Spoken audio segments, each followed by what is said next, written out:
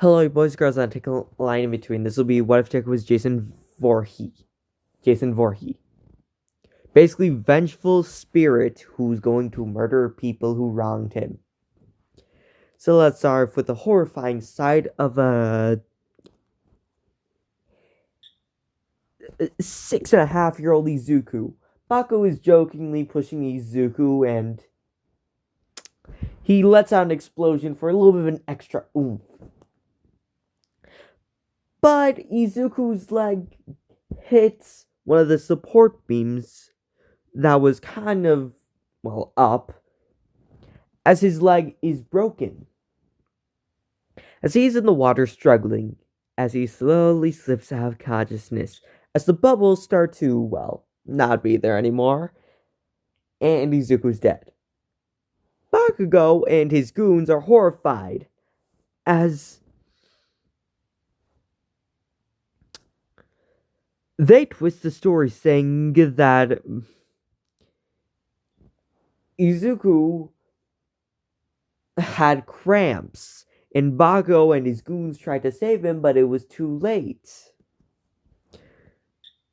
Well, anyways, we skip a few years ahead with Bago being traumatized, and him being in UA, trying to make up for his past mistakes.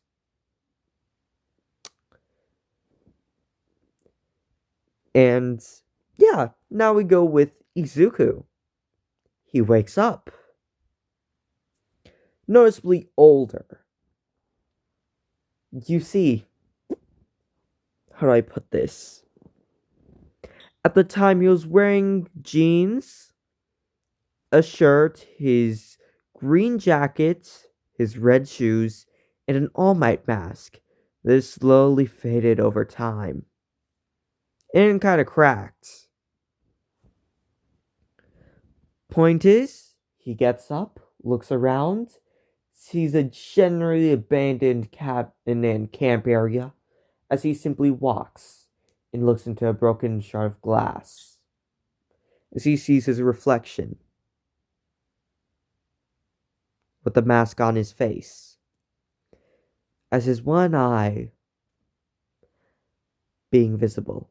As he just smiles and chuckles at this, saying, I guess Kachan became a hero. Can't wait to see him again.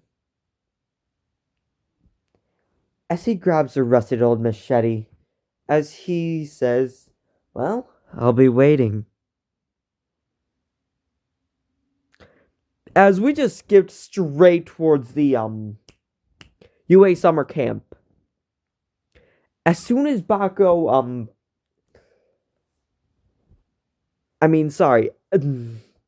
during the dinner, they all decided to tell scary stories.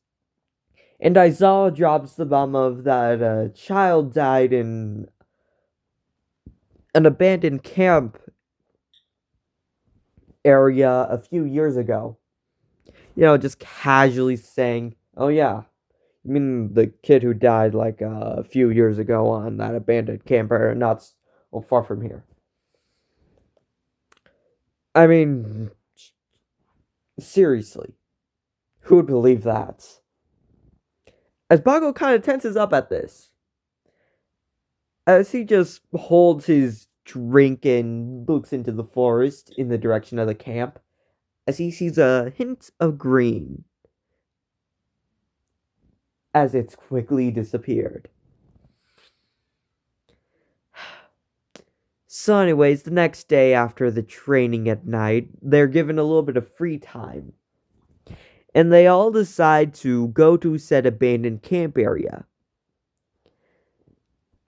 As Bako is tensed up and scared, as he goes along just to try and come to terms with things, as he brings flowers. As they arrive there, Bako lays down the flowers near the lake and says, it's to pay respects for the kid who died. As all of them sit around the lake and pay their respects, as they hear a voice, wow, this is the most people that I've seen here in a long time. Hi, Kachan. Spako looks as his eyes are horrified, as Izuku just smiles and takes off the mask, saying, Hi, everyone. As everyone proceeds to say hi except for Bakugo, as Bako is wide-eyed and horrified, as Izuku says, don't worry, Kachan, everything's fine, don't worry. As Izuku says, come on, everyone, let me tell you a story. There aren't many visitors here, if I'm going to be honest. As everyone sits down, as Izuku says, oh, you too, Kachan, come on. As everyone's asking, who's Kachan? Oh, sorry, Katsuki Bakugo. We're old friends, we go way back, don't worry about it. Anyways, so, who are all of you, and what brings you here? As all of them introduce themselves, as every single member of Class 1A is there. As Izuku says, wow, heroes! It's been a long time since I've seen any one of those. Most of them just run off and scream. They look pretty threatening. Well, anyways, there are drinks in the cabin over there. Let me go get some. Just talk amongst yourselves. As Bako is scared, as he says, we should leave. Baku, bro, come on. He's being so nice and courteous. Let's just stay for a little bit longer. No, you don't get it. We should leave now. Come on, dude. Just a little bit longer. Fine, but after 5 minutes, we're leaving. As Izuku comes back with snacks. Chips, drinks, gummy bears. I also mentioned chips. Oh yeah, he also brings popsicles in a cooler. Help yourselves, everyone. As Izuku cracks open a beer. You heard me right, beer. As he drinks it. Aren't you a little bit young? It's not very manly. Oh, don't worry. It's just for special occasions. Izuku smiles as everyone proceeds to drink their own drink. Fanta, Coca-Cola, Sprite, orange drink, purple drink, blue drink, grape juice. So anyways, all of them feel a little bit weak. Oh yeah, that's just the poison kicking in. As Bako did not drink one. He was just sitting there. By the way, all of you should run. As Izuku puts back on the mask, as he brings out his machete, as the fire starts roaring more and more. Izuku's a spirit, and slightly impacted by Japanese folklore, I'm going to give him a little bit of a telekinesis ability. As he looks at them and smiles under the mask. As he jumps through the flames, drop-kicking the little perverts. As he slices his head off and looks at the rest. I said run, didn't I? I'll give you a 2-minute head start. Consider this a warning. As Izuku throws the corpse into the flame, he simply sits down, cracks open another beer, and drinks, while smiling. As all of them run, as fast as they can.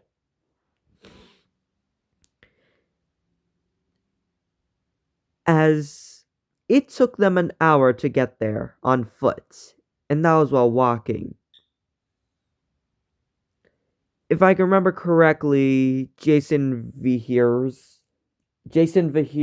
special abilities were basically enhanced physical abilities and teleportation. So, this is gonna be fun.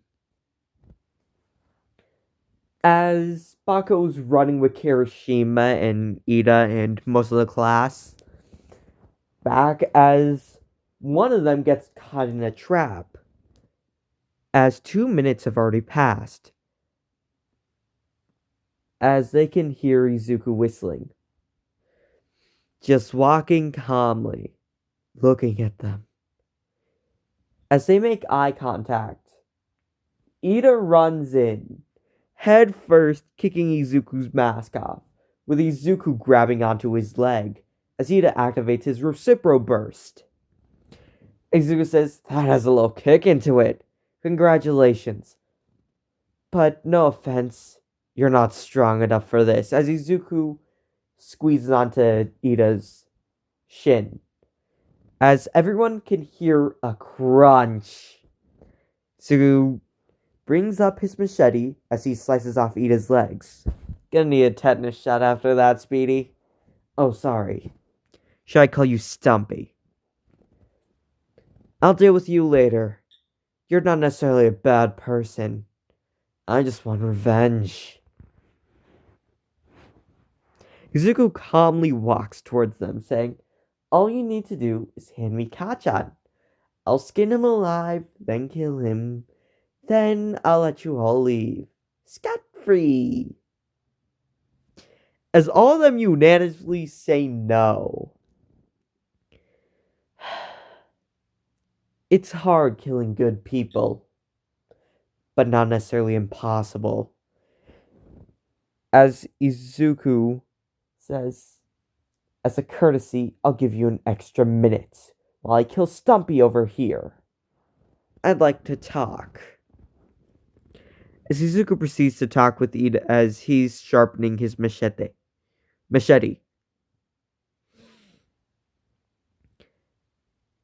As Izuku finds out a lot about his class, Ida instinctively talks a little bit about his class's abilities. So based off of that, Izuku's already created 17 counter plans for each one of them. And then he says, "Thank you. I'll make this painless." Izuku stabs the machete into Ida's head, then slicing it off. Then just leaving it there, saying, "The barrels will clean it up." As we go off with Bakugo running scared out of his mind as he is genuinely just booking it with Kirishima. Let's go with the others. Most of them are clumped together in a group because power in numbers. As they hear a rustling, as they look behind themselves, as they see a bear cub. As they look back, as Izuku drops down from a tree, saying, "Sorry it took me so long to get here. Speedy was a real talker." Momo Yasurozu, Quark, creation, can create anything by using a certain amount of fat in her body. Limits. It does take nutrients. Ochako Uraraka, Quark gravity, not very useful, but very resourceful. Denki Kaminari, basically a Pichu. Fume Tokoyami, dark shadow, gets stronger in the dark, weak to light. As Izuku points towards Ojiro, basically a monkey. As he points to the final one there, Shoto Todoroki, icy hot. Half fire, half ice. Surprisingly enough, isn't comfortable using the fire. As Izuku just smiles, saying, "So 1, 2, 3, 4, 5, 6. This should be fun." Izuku runs towards them with his machete as he slices towards them. As Dark Shadow appears, as Dark Shadow is very big. Izuku goes for Todoroki as Todoroki lets out ice. Izuku breaks through it easily as he's about to, Shoto's fireside starts activating as it pushes Izuku back as he is flung into a tree. His dark shadow starts quivering. Izuku says, "Stupid move. Instincts are what get you killed." At the same time they save you, as Izuku throws his machete as right into Tokoyami's throat. As he... Wow. Ugh, boy. As Izuku takes it out and looks at Dark Shadow, saying, "I'll release you, little one." As he cuts her out. As he simply lets go. Dark Shadow dissipates into nothingness. "All of you are truly idiots." As he kills them. And slowly picks off everyone until Bako and Kirishima are still left alive. As Bako is actually waiting at the camp. Izuku let Kirishima go, due to obvious reasons. As Izuku walks towards Bako saying, "Gachet, it's just you and me." Izuku takes off his jacket and mask. "How are you doing, old friend?" "Just about as good as ever, Deku." "So nice to see you again." "Likewise." "Well, so how do you want to do this? Push me into the lake, cut off my legs and arms? How are you gonna kill me?" Now, I was never gonna kill you." "Who said that?" "You did." "I said I wanted revenge, not senseless killing." "You killed kids." "And you did too. Your point is?" "Honestly, I don't really see a line between us, Kachan. Only thing is, you pushed me over the edge. You did this by choice. You brought this on everyone." Izuku slowly walks towards Bako, gripping onto his machete more and more. As Izuku says, "We were friends. Why did you kill me? Why did you shove me into the lake to die and then lie about it? I would have been content with you just telling the truth. I would have been able to rest in peace.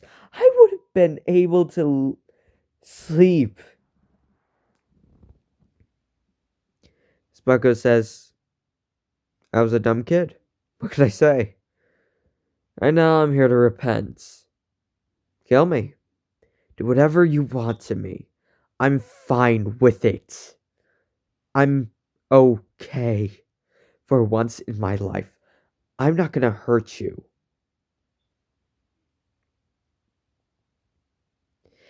As Izuku grits his teeth, as he looks at Bago angrily, as Izuku grabs him by the neck and tosses him away, as Bago breaks one of his legs, Izuku stabs into it, twisting, as he looks him dead in the eyes, saying, "Let's make a deal. I'll undo all my work. I'm a very powerful spirit, you see, so I can bring all of them back within an instant. And in return, I want you to do one simple thing for me." Spako nods his head, saying yes. As Izuku smiles, saying, "I didn't even tell you what it was. But okay. Goodbye, Kachan." As Izuku walks towards the river as he sits down on a stump. Sorry, I mean a log in the river. So he simply smiles as fog takes him away. So he's waiting for the promise to be fulfilled. Bako's promise was to become the #1 hero and to save everyone. As everyone wakes up in in their own respective beds, thinking it was just some nightmare. But Bakugo knows that it wasn't. Bakugo knows his promise, his deal.